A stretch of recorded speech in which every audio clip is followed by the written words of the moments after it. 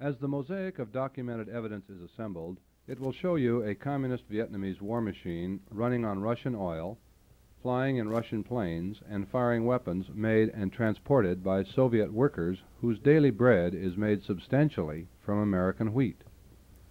If the truth becomes known to enough Americans, whatever their political party inclinations, there is yet time to rescue our nation, to save it through existing constitutional processes. Listen now as Mr. Robert Welch brings you more truth about Vietnam. Ladies and gentlemen, the serious questions that can be raised about the conduct of the war in Vietnam would fill 100 printed pages. Of all these questions, however, there is one for which any American patriot has the right to demand a satisfactory and unequivocal explanation. Why fight 'em in Vietnam and help 'em everywhere else? Let's look at some of the facts and circumstances which make that question so inevitable and so important. First, we must realize that we are at war. Our president himself has said, "This is war." In actual fact, when measured as to costs, as to the number of our men engaged in the combat area, and as to the current rate of casualties, it is already the third largest war in American history, and it is steadily getting larger. Second, our enemy is the total communist bloc of nations. Our Congress has not declared war against any nation.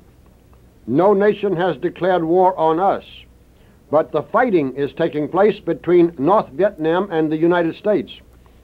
The officials of Soviet Russia and of one communist regime after another have repeatedly declared their complete solidarity with North Vietnam, so that for all practical purposes we are at war in Southeast Asia with Soviet Russia and its satellites all over the world. Third, at least 80% of the sinews of war are being provided North Vietnam by Soviet Russia and its European satellites.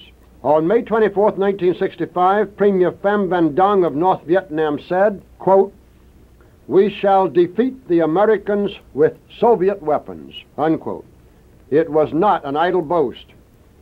Our Air Force Chief of Staff has called the communist defenses in North Vietnam, quote, "the greatest concentration of anti-aircraft weapons that has ever been known in the history of defense of any town or any area in the world," unquote.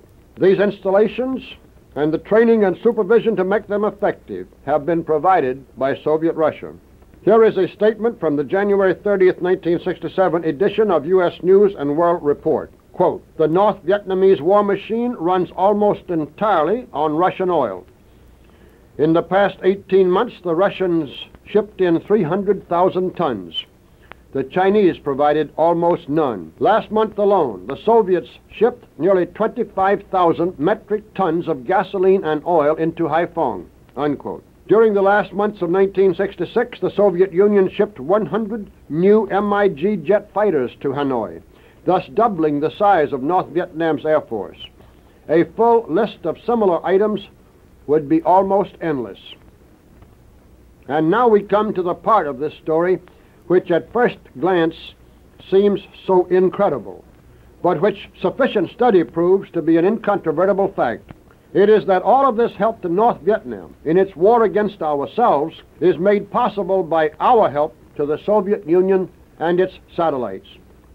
And we do not mean just help of a general nature to communist designs and activities all over the world, but specific direct help for the very purpose, or which might as well be, whatever the real intention, for the very purpose of having this help passed on to North Vietnam to enable it to carry on this war against us.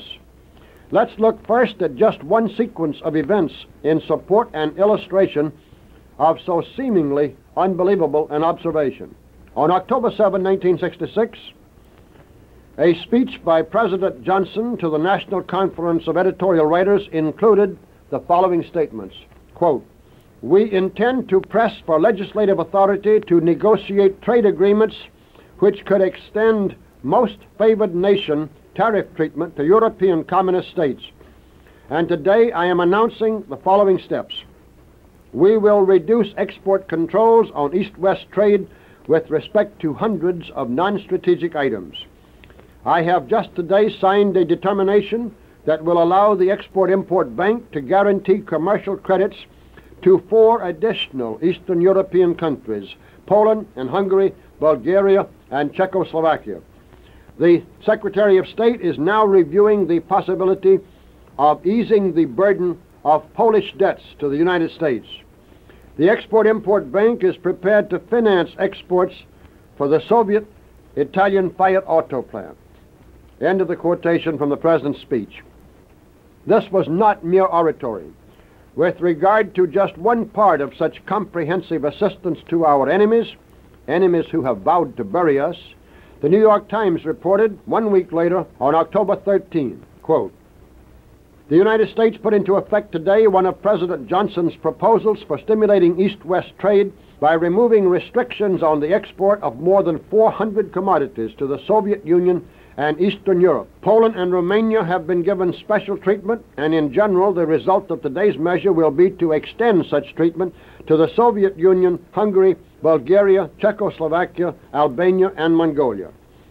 Among the categories from which items have been selected for export relaxation are vegetables, cereals, fodder, hides, crude and manufactured rubber, pulp and waste paper, textiles and textile fibers, crude fertilizers, metal ores and scrap, petroleum, gas and derivatives, chemical compounds and products, dyes, medicines, fireworks, detergents, plastic materials, metal products and machinery, and scientific and professional instruments."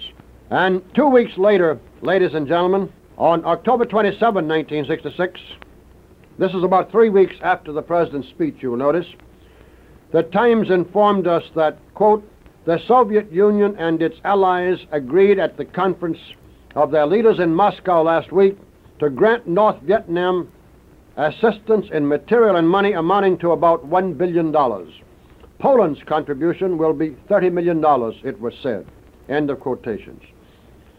The Soviets had correctly interpreted all of this contemplated additional trade with the United States as simply a subterfuge for aid to themselves. Through loans by the Export-Import Bank, the repeated scaling down or cancellation of previous loans of all kinds, and a general subsidization in the usual wide variety of forms. And they were quite quick to show their appreciation by promising to pass on to our enemies in North Vietnam this additional help which our aid to themselves would make possible. Now again, this is but a sample. We believe that with adequate space it could be demonstrated that many of these communist regimes would not even be able to maintain themselves in power, and much less to do their part in sustaining worldwide communist aggression, but for the constant transfusion into their systems of economic aid from the United States. Yet hundreds of our boys are now being killed in Vietnam every week, supposedly to prevent the aggression and advance of this communist octopus. Now let's try to get a better understanding of the whole picture by a closer look at one or two particular spots. And a good place to look first is into this question of food. It is not only true, as the Greeks said, that one must eat before one can philosophize, it is also true that one must eat at least a certain minimum of food with a certain degree of regularity if one is to work on the machines which turn out guns in an armament factory. And it is a further important truth that throughout all history, as a general rule and with only rare and temporary exceptions, people living in a communal society or a completely socialist economy have never been able to feed themselves.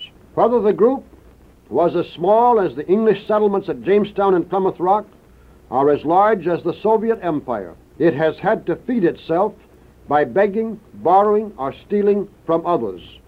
Or it has been forced in time by approaching starvation to abandon the socialist communist principle, as the Jamestown and Plymouth colonies did before it was too late. But of course the communist world, or the clique of insiders which rules it, simply cannot abandon the socialist framework for its economy, not at least until it has finished using both the pretended beauties and the crushing regimentation of socialism as a part of the elaborate means for establishing its tyranny over the whole population of the earth. So for Moscow there has been no other choice but to beg, borrow, or steal from capitalist countries enough additional food for its satellites and dependencies, and even for Soviet Russia itself, to prevent the complete collapse of its economic system and hence of the various communist governments. Ever since the end of World War I, when the Hoover Mission supplied tremendous quantities of American foodstuffs to relieve starvation among the slaves of the newly established Bolshevik regime, the United States has been coming periodically to the rescue of tottering communist governments with the food needed to keep them in business.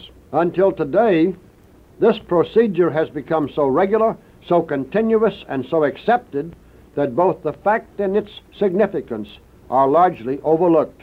This is especially true when the massive aid from Washington to Moscow in the form of food from Moscow's slaves is wrapped up in so many disguises and maneuvers that almost nobody can tell exactly what is going on anyway.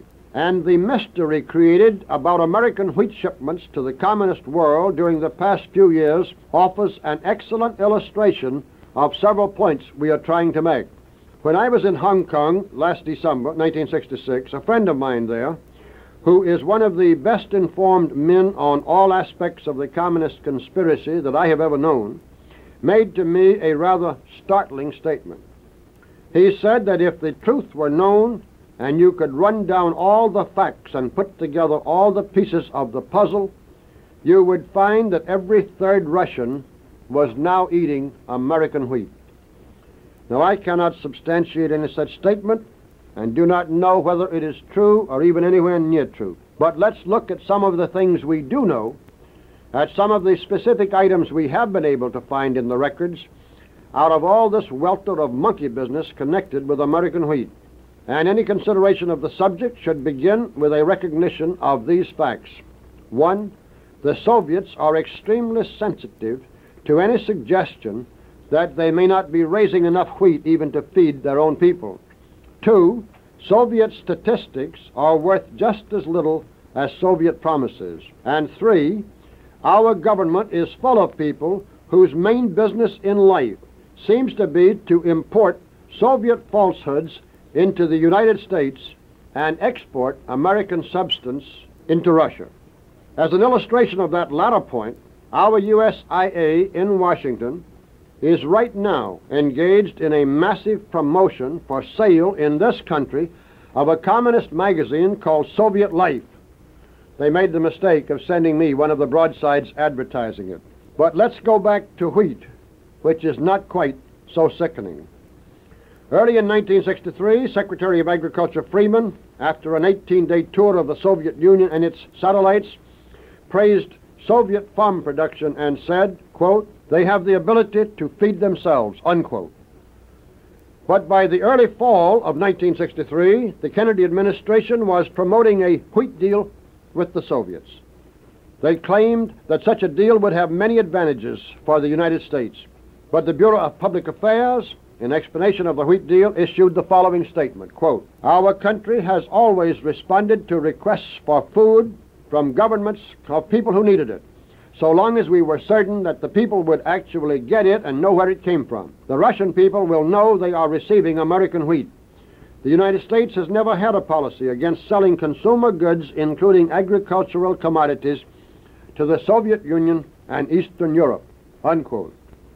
Now you can imagine just how much chance our State Department would ever have or want of determining the distribution or the usage of any wheat received in the Soviet Union, or of how much chance there was that the Russian people would ever know where the wheat they were eating came from.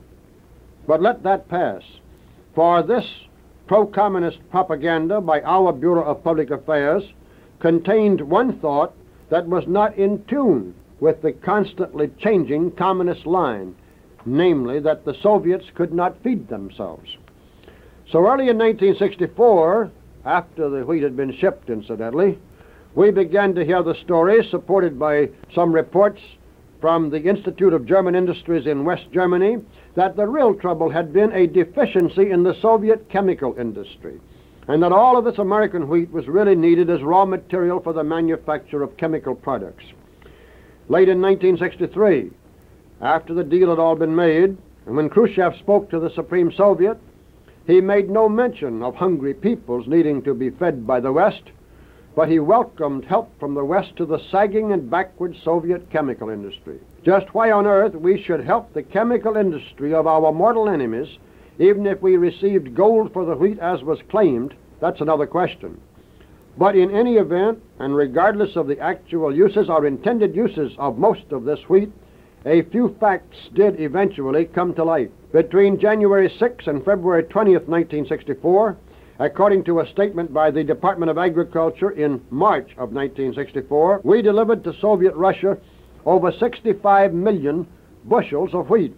What the whole total of the deal was, I don't know, and I'm not sure that anybody else does. It is interesting to note, just in passing, however, that even this amount was equivalent to 1 bushel of wheat, or 60 pounds, for every third inhabitant, man, woman, or child, in Soviet Russia. But in October 1964, Undersecretary of State Ball spoke disparagingly of the amount of wheat we had shipped, or were shipping, to Russia as a drop in the bucket of the total Soviet requirements. That last phrase, quote, total Soviet requirements, unquote, does introduce a little light onto the subject, however. For Mother Moscow has to worry about all of her children getting fed, too, either by the United States or by somebody. And we know that in 1964, the same year we shipped Russia this little drop in the bucket of over 65 million bushels, the Soviets were shipping wheat to Romania and to Cuba, which rather explodes the State Department's certainty that the Russian people would actually get the wheat and know where it came from. Or maybe we are to believe that the Soviets put written messages in Spanish with all of the wheat they shipped to Castro's Cuba, reading, "This wheat comes to you as a gift from the American people." And incidentally, don't let it surprise you any that Castro is among the beneficiaries of our government's policy of giving aid to our enemies. Just for a couple of tiny illustrations, through the so-called Special Fund of the United Nations, we covered 40% of the costs of an agricultural experimental station in communist Cuba. And through UNESCO, we continuously subsidize the University of Havana, which every year is turning out thousands of young communists determined to destroy our nation. But again, let's return to wheat. During 1965 and 1966, the United States was shipping wheat to Greece. But Greece, in turn, was shipping wheat to 2 hungry members of the communist family, namely North Korea and Bulgaria. At the same time, incidentally, the United States was sending corn to Brazil, from which country corn was being shipped to Cuba. You must remember that all of these carefully hidden arrangements have to be laboriously dug out by somebody, usually a patriotic congressman. Just as was the fact finally dug out and exposed 4 years ago that 24 million bushels of wheat which the United States had shipped to and for Austria got diverted somehow in transit and was actually delivered to East Germany and Czechoslovakia. What Dr. Gannon of our research department calls this game of musical chairs with wheat both clarifies the mystery and at the same time adds to the confusion of what is going on. And it may help to explain this next item. In March 1965, our government completed an agreement to send 25 million bushels of wheat to Yugoslavia. A similar agreement for the same amount was made in November 1965. The total would come to approximately 4 bushels or 240 pounds of wheat in 1 year for every man, woman, and child in Tito's domain. And if you can believe that all of this wheat stayed in Yugoslavia, or was ever intended to stay in Yugoslavia, then you can also believe that of the $2.5 to $3 billion of money and materials which our government has given Tito, you can believe that none of it went directly into the hands of his bosses in the Kremlin. Or you can believe that the $1 billion worth of actual war materials which we shipped to the Communist government of India 3 or 4 years ago was either used or intended for use in repelling a temporary border raid on India by the Red Chinese. In the early stages of this largesse, we were shipping $10 million worth of trucks and other, quote, war materials, unquote, per week to India by air in flying boxcars from Frankfurt, Germany. The whole maneuver, of course, was made possible and supposedly plausible by the pretense that Soviet Russia, the great friend and protector of India, was engaged in a phony rift, or this phony rift with the Red Chinese. Just where the Soviets actually wanted to use this $1 billion worth of American equipment, or where it was finally sent, probably nobody knows except the Kremlin and its allies in our State Department. The trucks that are now hauling ammunition over the Ho Chi Minh Trail to kill our boys in Vietnam could very easily be out of these very shipments. However, to return to wheat once more, we might mention in passing the recent news that those two great allies and buddies in philanthropy, the United States and Soviet Russia, both announced huge forthcoming shipments of wheat to India, 900,000 tons for the United States and 200,000 tons from the Soviets. Since it is customary for these diplomatic Santa Clauses in Washington to announce their agreements and talk about their shipments of wheat half of the time in tons and half of the time in bushels, simply to add to the confusion, let me translate again as I have been doing up to now. There are 33 1/3 bushels of wheat to an American ton and approximately 37 bushels to a metric ton, and further traps are laid for the unwary in quoting government statistics by the fact that you never know whether a reference is to metric tons or American tons.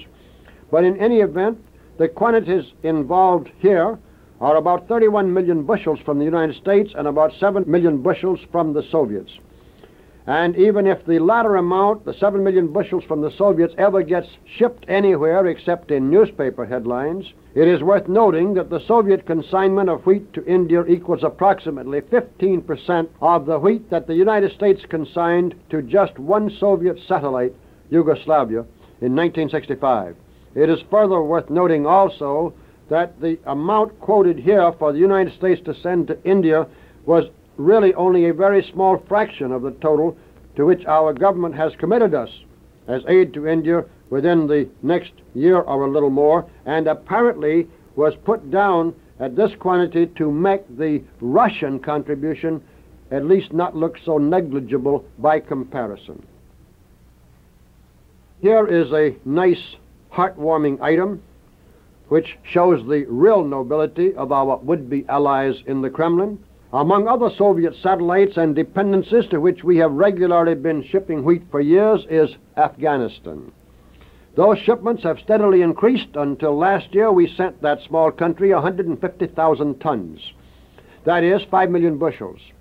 And in June 1966, Mr. Joe McGowan, Jr. of Associated Press reported from Kabul, the capital of Afghanistan, as follows, quote, American gift wheat reaching Kabul goes into a Soviet-built silo and bakery. It comes out for sale under the popularly accepted name Russian bread. A United States Embassy official said this was not regarded as a propaganda advantage for the Soviet Union because the people know wheat is coming from the United States. A sample survey at a bread stall showed that only a couple of businessmen in Western-style suits knew about American grain shipments. With 95% of the people illiterate, newspaper stories don't have much impact. Word of mouth has established the bread as Russian.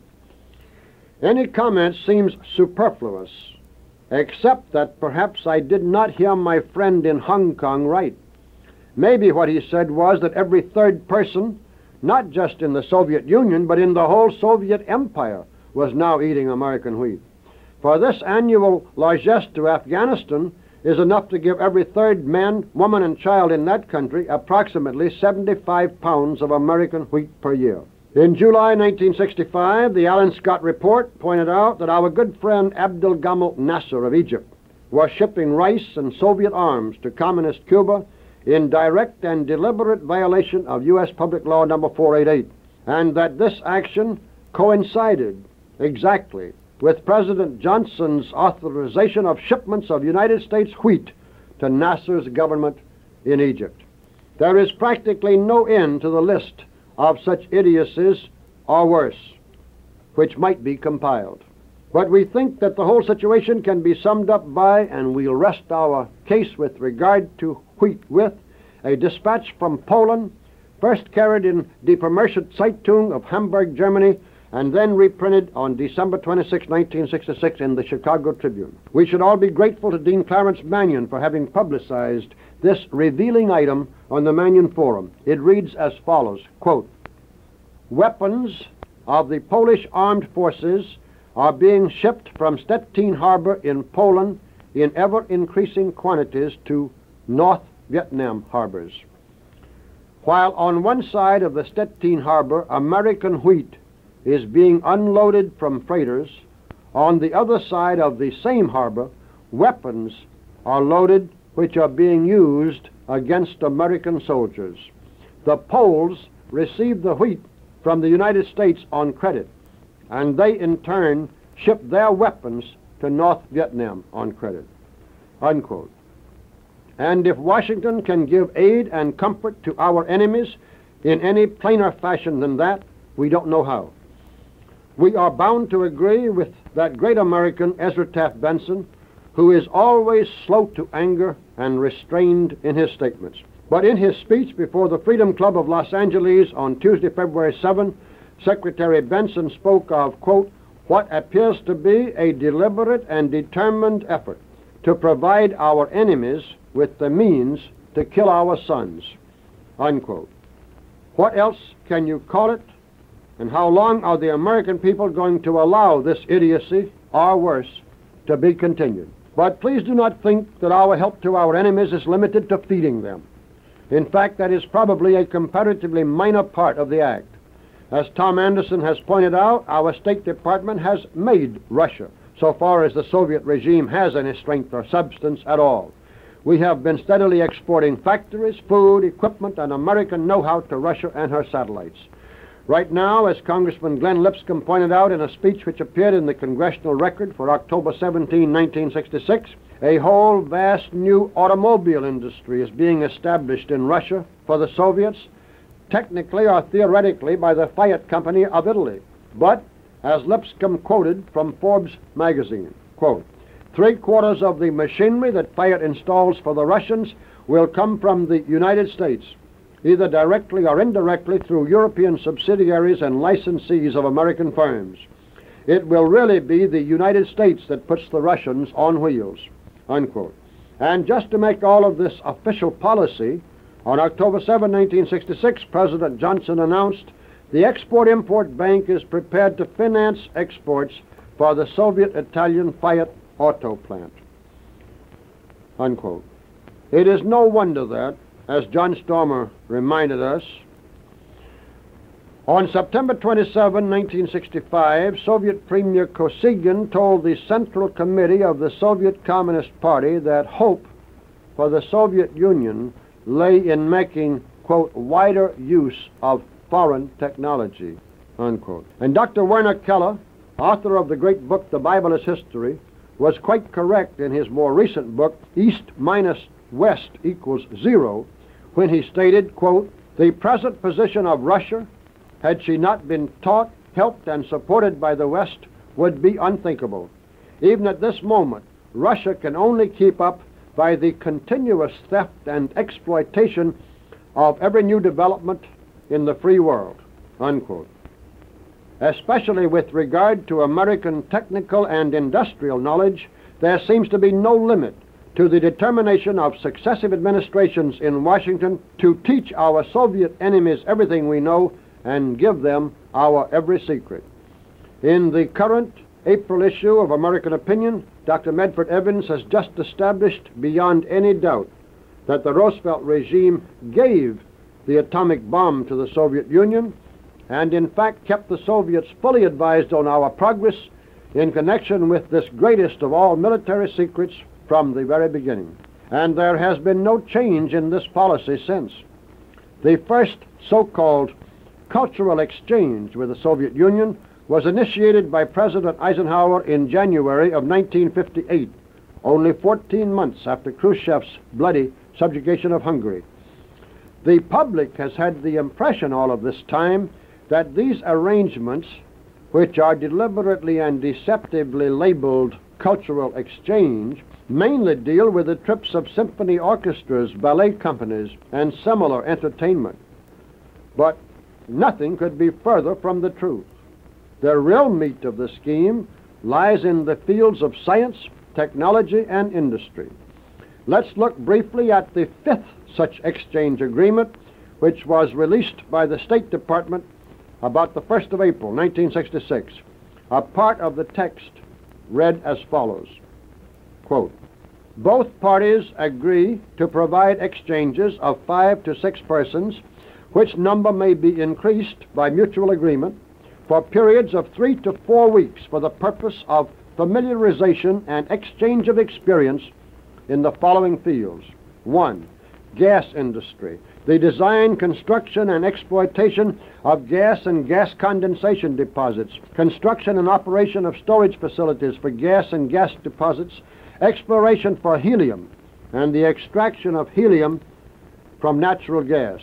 Parenthetically, let me say, since the United States government had come to consider helium as so important a critical defense resource that it was already producing helium from 5 plants operated by the Bureau of Mines of the Interior Department, you can readily imagine how little we had to learn from this exchange and how much we had to give. Returning to the agreement and the items on which all this experience and knowledge were to be exchanged, number 2, high voltage transmission of electricity, and I'll skip the elaboration. Number 6, sulfur production, a study of the organization and technology of producing and refining sulfur, including visits to mines, refineries, and dispatching centers. Number 8, cartography, a study of the compilation, revision, reproduction, and distribution of maps and charts, including use of photogrammetric methods.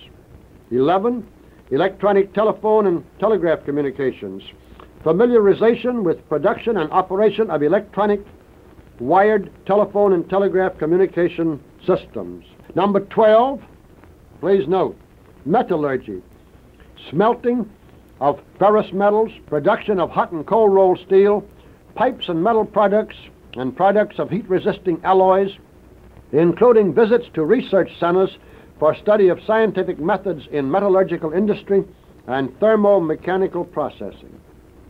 That's the end of the quotation from the agreement. There are other items in this list which are quite revealing, but that's all for which we can spare the room. It is obvious that every area covered is of great military significance to the chief supplier of military equipment and technical supervision to our enemies who are daily killing American soldiers in Vietnam. And it is interesting to note that this cultural exchange agreement was released and confirmed just 2 weeks after the Soviet Union had sent a letter to the communist parties all over the world which included the following paragraph, quote, "The Soviet Union delivers to the DRV," that's North Vietnam, "to the DRV a great quantity of weapons, among them rocket installations, anti-aircraft artillery, airplanes, tanks, coastal defenses, warship, and others. In the year 1965 alone, weapons and other war material worth about 500 million rubles, and remember that's well over $500 million, worth about 500 million rubles was placed at the disposal of the DRV, North Vietnam. The DRV receives support through the training of pilots, missile personnel, tank drivers, artillerymen, and so on. Our military help, this is the Soviet Union still talking to the other communist parties all over the world, our military help is supplied in the quantities which the Vietnamese leadership itself considers necessary. End of the quotation. Now the question arises, of course, as to how anybody on earth can even attempt to justify such actions on the part of our government. But they do, and here is one example. It is, as you might expect, by C.L. Sulzberger, and it appeared in the New York Times on January 16, 1966. Quote, "The two superpowers, both eager to avoid World War and worried about China, are simultaneously thus both explicit enemies and implicit allies. This is a most intricate and subtle relationship, and for the sake of all concerned, it must remain precisely that. End of quotation. Which means, as Sam Blumenfeld explained very lucidly in the Review of the News last April 1966, that in the supposed struggle between the Russian communists and the Chinese communists, we must take the side of the Russian communists, although we have been spending over $50 billion per year ostensibly to protect ourselves from them. Just why, Sam remarks, we do not simply stand on the sidelines and watch the Russian communists and the Chinese communists kill each other off, nobody has explained. And just one grand result of any such development, the caustic Mr. Blumenfeld himself explains, is that Robert Strange McNamara would undoubtedly wind up back in Detroit again, still making lemons. Seriously, the Sulzberger statement is, to put it in the properly exalted and refined language, a clever concoction of deliberately deceptive hogwash. And it is not made any the less so by being the official Moscow-Washington line. In fact, this whole concept, as confirmed by President Johnson in January 1967 in his State of the Union message, can only be compared for brazen audacity with the pretense of the emperor and all of his courtiers in the old fable that the unrobed emperor was wearing such beautiful clothes. It took a simple child to exclaim finally with straightforward truth, "Why, the emperor is naked." All of this specious sophistry about the very delicate situation which must be handled with such care, in which we are at war with the Soviets on one side of the world but friends and allies on the other side, is as big a fraud as is the painstakingly built-up pretense about a growing rift between Peking and Moscow. All you need is the direct vision and objective common sense of any child to see that the whole thing is a gigantic hoax. No such arrangement, as Sulzberger describes, is in fact possible or believable, and the pretense is simply a part of the game. The game itself is intricate and subtle, all right. It is a shell game in which the tongues of the barkers are quicker than the senses of the audience. In The Truth About Vietnam, we have tried to make clear some of the strategy and the purposes of these players who pretend to be opposing each other. We cannot repeat that discussion here, but let us simply point out a few facts which seem to me to be obvious for anybody who dares to be realistic. 1. The administration has no slightest intention or desire to win this war, nor to end it, but only to make it larger and longer and a more overwhelming obsession in the minds of the American people. All the motions and statements, and this includes the truces they have had and the truces they will have in the future, probably some of them much longer for political or other purposes, and they're just part of the game. All the motions and statements, including the truces, which indicate a search for peace, are, in my opinion, as phony as the way the war is being conducted. Number 2, the Soviet Union has no more interest in winning this war than does the administration in Washington. Both want simply to keep it going and growing to serve other purposes. The Soviet Union is supplying North Vietnam all of the material help and technical supervision and strategic guidance needed to make of the war a realistic show. Number 3, the United States is actually paying the bills and supplying the war materials directly or indirectly for both sides of this war. It was not without considerable justification that the Richmond News Leader stated in its scathing editorial of November 2nd, 1966, quote, "Every communist bullet that tears into American flesh in Vietnam bears the brand of LBJ," unquote. 4, to keep the show even superficially plausible, if no longer convincing to anybody who will use the common sense he was born with, the American armed services are compelled to fight with the same kind of handicaps and restrictions imposed on them that MacArthur said in the Korean War were up to that time without precedent in American history, and, so far as he knew, in the history of the world. 5. The ultimate purpose of the insiders who are running the show and pulling the strings, at the ends of which both Moscow and Washington are being manipulated like a couple of puppets, is gradually to convert the Vietnam affair into a full-scale Third World War. The Soviets, after having set the stage and made all the initial preparations for the Red Chinese, and while still directing the actors and the action on the communist side from behind the scenes, will gradually increase their pretense of having broken with the Red Chinese, will nestle up closer to the United States as our allies, and will help to lead us, will use their supposed influence with both sides to lead us all into communist-style peace under the rulership of a communist-run United Nations. Number 6. In the meantime, at first thousands and presently tens of thousands of American boys will be killed by bullets and bombs and missiles from guns and planes and installations made possible by the unceasing aid of Washington to our mortal enemies, of which we have been able to give you only a few illustrative examples during the brief survey which was practicable in this speech. Ever since 1945, ladies and gentlemen, one administration in Washington after another has been helping the communists, has in fact been the greatest single force in enabling the communists to impose their tyranny on one country after another. Albany, Bulgaria, Yugoslavia, Poland, Romania, Czechoslovakia, Hungary, East Germany, China, North Korea, Mongolia, Manchuria, Tibet, North Vietnam, Indonesia, Ghana, the Congo, Cuba, and many more. The list goes on and on.